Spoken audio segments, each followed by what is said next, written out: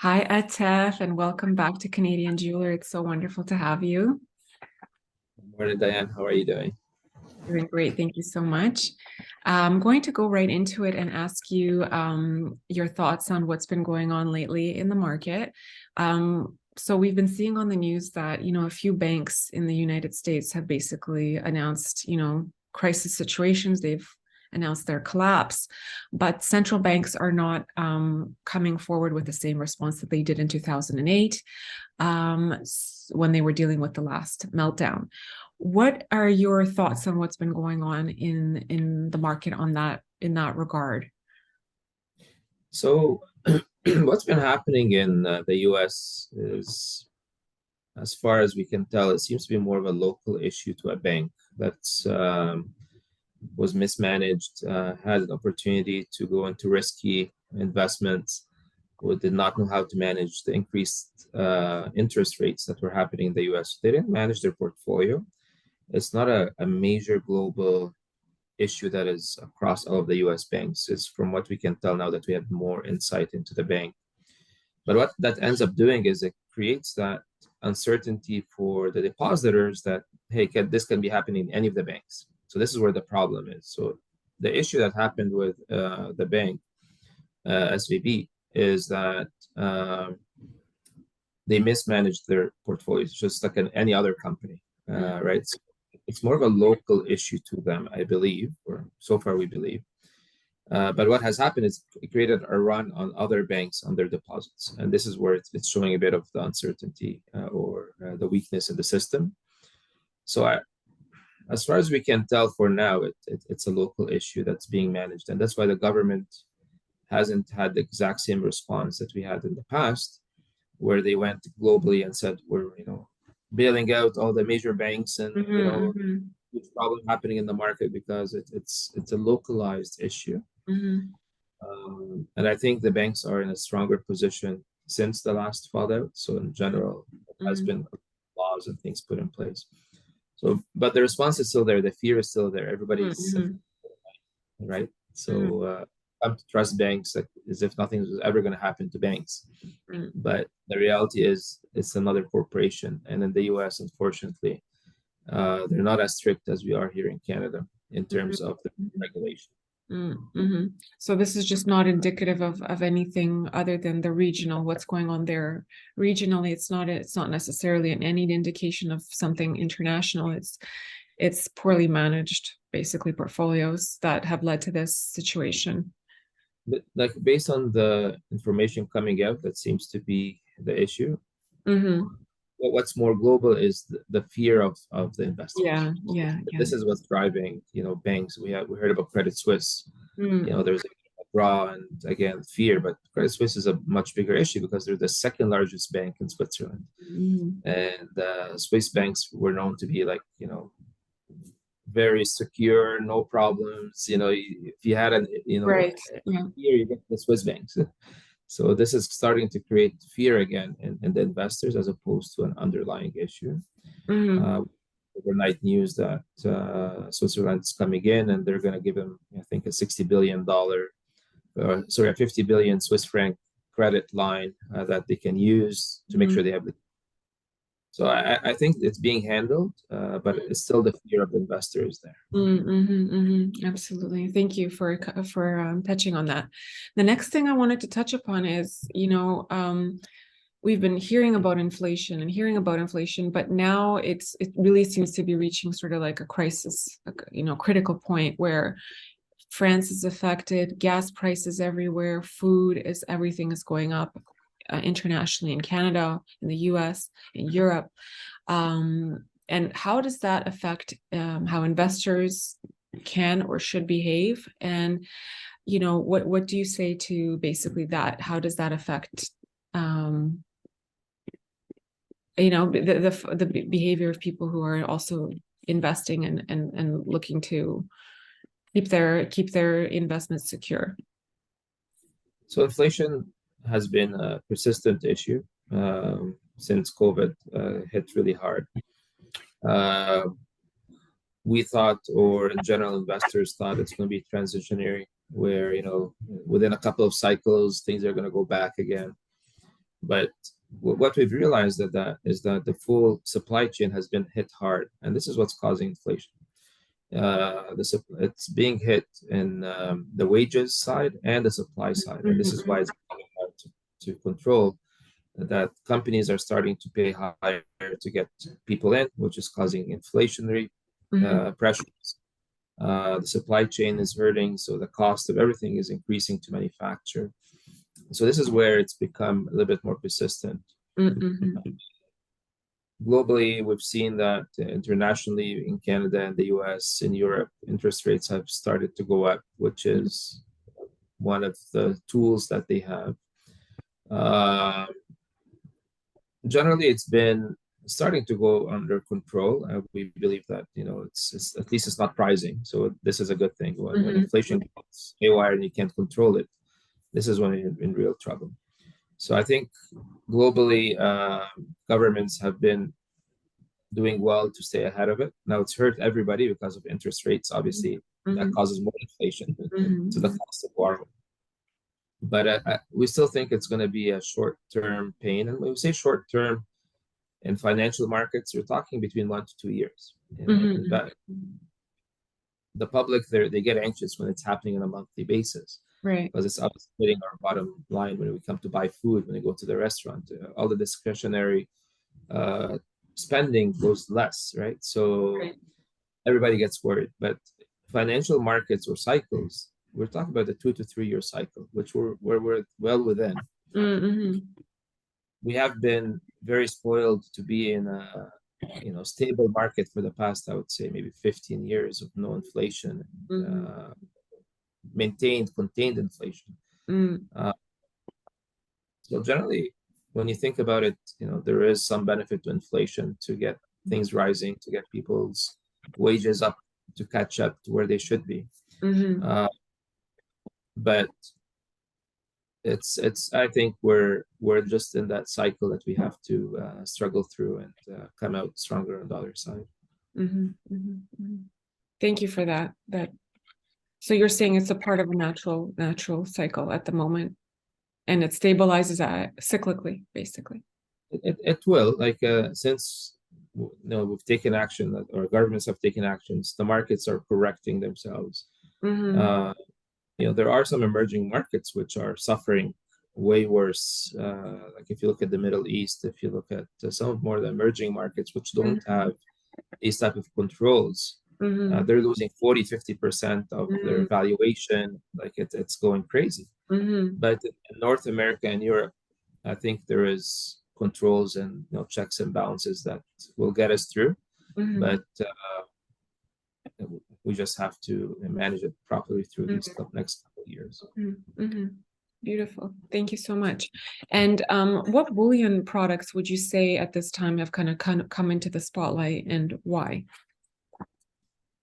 We're starting to see clients or non-sophisticated investors, so the non-institutional investors that are looking to purchase. They're going more into the smaller fraction sizes, 1 ounce or less, having less money to divert into investment, because obviously inflation is higher. So their normal spending is being used up for rent and payments and everything else that they pay for. So we're seeing a bit more interest in smaller fractional items for the general public.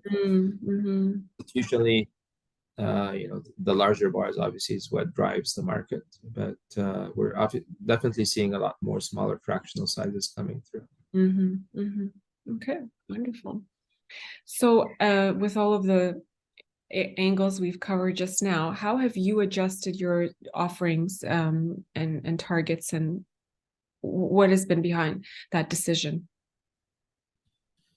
So seeing that we've increased our holdings for smaller size bars, we've looked at more silver. In the last year, we had the Maple Leaf gain a lot of traction. Also, it's well recognized. And with the passing of the Queen, a lot more people have become interested in the 2022 coin because it's commemorative to the Queen.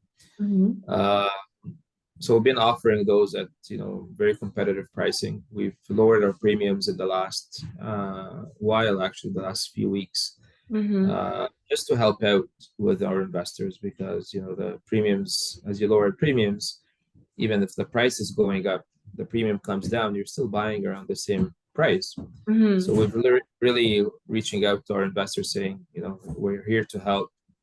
We've minimized our net percentage just to stay up with the market and to accommodate our investors and hopefully bring more investors in that are looking Mm-hmm. to get into this market. So between the gold and silver maple leafs, I think they're the best sellers at the moment and have the highest demand.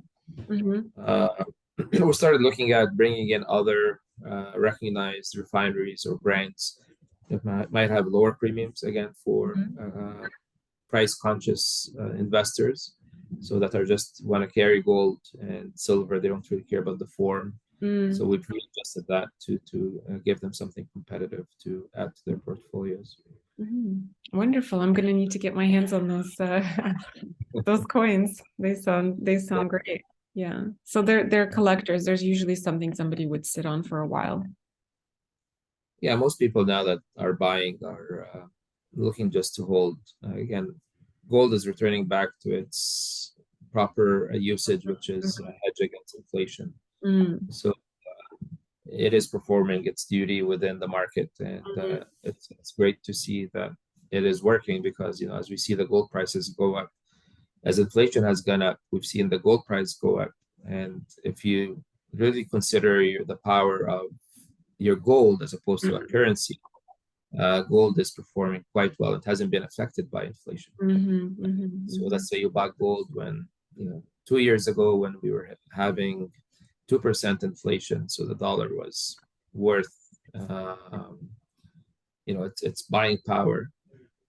Today at 7% inflation, gold has gone up by almost 10%. So if Mm-hmm. you resell that gold, you've overcome inflation, right? Mm-hmm. So it's doing what it's supposed to do, especially against the Canadian dollar. Mm-hmm. Today, gold is almost $2,700. Mm-hmm. And if you look at about 2 years ago, gold is about $2,400. So that's Mm-hmm. about a 50% increase. Mm-hmm. So it's doing what it's supposed to do. So it is overcoming inflation. It's giving, so, today, if you wanted to buy the same thing you bought 2 years ago, it's still at the same price for you if you had bought it in gold as savings. Mm-hmm. Mm-hmm. Okay. So gold is still a solid, always is a solid investment. Definitely, Yeah. for sure. My last question for you today is the war in Ukraine, and that's been going on for, close to a couple of years now. How has that, in your professional opinion, how has that affected the bullion market, and how does that trickle down to Canada? How does that all work in the global financial scheme of things? Aside from the unfortunate, events being the war, obviously, which has had numerous effects just on our fellow human. Mm-hmm. uh, but financially, it's been quite disastrous Mm-hmm. across the world. But especially for Canada, we see that the oil prices they've been fluctuating quite a bit up and down because of the demand for oil, which has weakened our dollar. So our Canadian dollar has weakened, which has increased the price of gold in Canadian dollars. Mm-hmm. One factor. There's multiple factors, but again, if we're just looking at Ukraine, the Russia-Ukraine war, Mm-hmm. it has definitely disturbed again this whole supply chain in Mm-hmm. terms of whatever has been being exported out of Ukraine, Mm-hmm. whether it's wheat or different commodities. Um, and the spending, what the U.S. and the world is spending on the war itself and supporting Ukraine, that has also affected the Mm-hmm. perception Mm-hmm. Government spending. Mm-hmm. of the government spending. So it's multifaceted.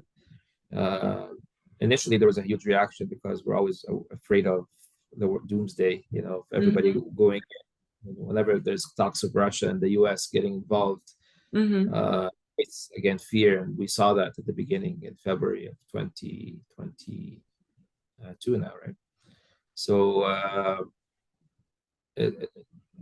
that reaction has subdued a bit over the year, over the last year. But definitely, we're still seeing the trickle effect of inflation, of supply chain, and of fear to the regular investor.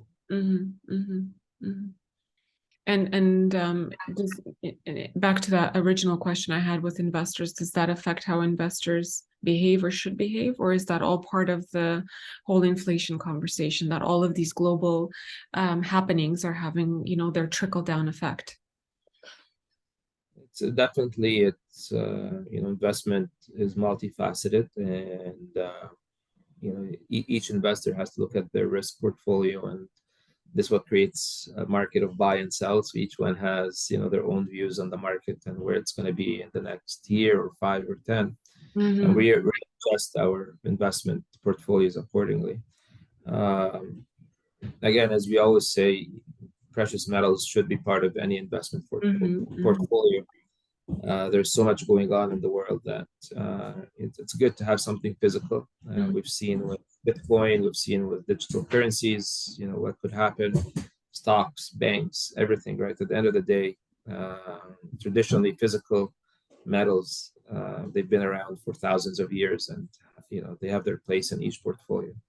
So we believe that always keep a certain percentage of physical, whether it's gold or silver, platinum and palladium, but definitely gold and silver should be part of any portfolio, and adjust according to where the prices are and where you think the market will be. Absolutely. Thank you so much for that. Those are all the questions we have for you today from Canadian Jeweler. We are so fortunate and grateful that you had the time to speak with us today, and we're looking forward to the next time when we can catch up. Definitely. It's always a pleasure to talk to Diana and your team. It's wonderful, and we look forward to always having these discussions. Perfect. Thank you so much. Enjoy the rest of your day. You too. Bye-bye.